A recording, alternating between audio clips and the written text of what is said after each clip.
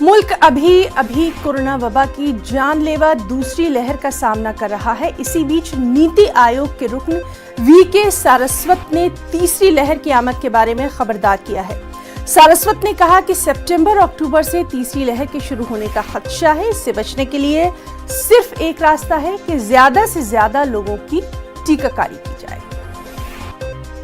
हमारे साथ दिल्ली से मौजूद है हमारी साथी रंजीता झा। रंजीता, जिस तरह से लगातार हम देखते आ रहे हैं कि दूसरी लहर बहुत शदीद रही, अब तीसरी लहर के बारे में लगातार बातें की जा रही हैं, लेकिन इस सब से बचने का बेहद जो तरीका सबसे ज्यादा कारआमद बताया जा रहा है वो है टीकाकारी, वैक्सीनेशन।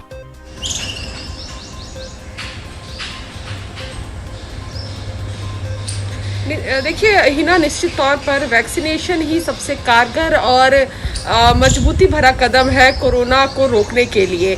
लगातार जो मामले हैं वो कम होते जा रहे हैं। एक्सपर्ट का ये कहना है कि जिस तरह से सेकेंड वेव ने पीक पकड़ा था उसी तरह से उसके ढलान और ख़त्म होने की भी जो है रफ्तार वो धीरे धीरे जो है वो शुरू हो चुकी है और वो आंकड़ों के ज़रिए देखा भी जा सकता है।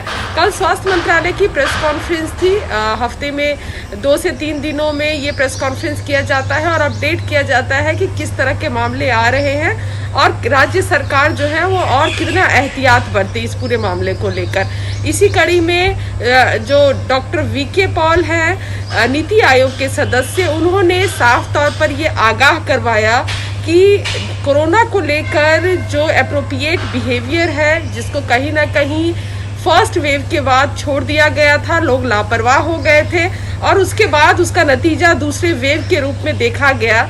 तो ऐसे में अगर आज भी जो एप्रोप्रिएट बिहेवियर है, चाहे उसमें मास्क लगाना है, 2 गज की दूरी हो, ज़्यादा से ज़्यादा लोग वैक्सीनेट हो, अगर इन चीज़ों का पालन नहीं किया जाएगा तो निश्चित तौर पर तीसरा वेव आएगा और जल्द आएगा और उसका स्वरूप दूसरे वेव से ज़्यादा खतरनाक होगा। ये कहीं ना कहीं स्वास्थ्य मंत्रालय की तरफ से चेतावनी है, नीति आयोग की तरफ से चेतावनी है लोगों को कि ज़्यादा से ज़्यादा वैक्सीनेशन करें और कोरोना ना फैले, इसके लिए जो सरकार की गाइडलाइन है उसका बखूबी पालन किया जाए। और रंजीता, थर्ड वेव के साथ ही साथ लगातार बच्चों के ताल्लुक से भी एडवाइजरी अलर्ट जारी किया जा रहा है। बच्चों के ताल्लुक से भी टीकाकारी के लिए खास पहल जो है वो शुरू कर दी गई है। खुद आपकी ही हमने कई ऐसी रिपोर्ट्स देखी हैं। इस जानिब भी अभी से तवज्जो देने की जरूरत।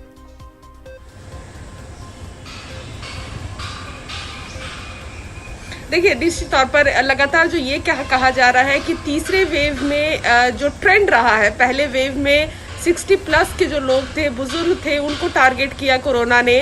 दूसरी वेव में जो युवा वर्ग है, 40-45 साल से ऊपर जो थे, वो कहीं ना कहीं कोरोना के शिकार हुए। उसी तर्ज पर ये बताया जा रहा है कि तीसरी वेव में जो बच्चे हैं उनको टारगेट किया जाएगा और ऐसे में जो सरकार की तरफ से तैयारी की बात की जाए, सरकार लगातार गाइडलाइन जारी कर रही है। राज्य सरकारें ये कोशिश कर रही है कि जल्द से जल्द वैसे पेरेंट को वैक्सीनेट कर दिया जाए जिनके बच्चे 12 साल से नीचे हैं।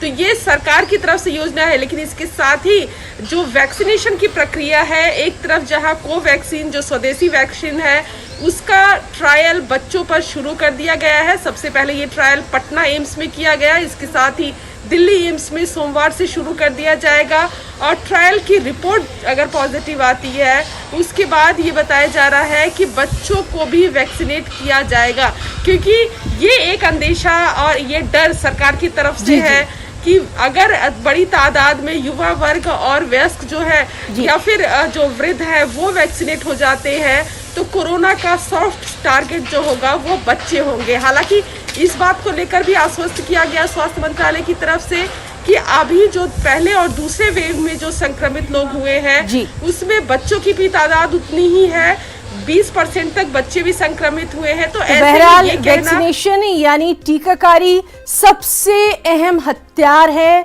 आगे आने वाली जितनी भी लहर की हम बात करें उससे बचने के लिए, बचाने के लिए। रंजीता, बहुत बहुत शुक्रिया आपका तमाम तर तफसीलात के लिए।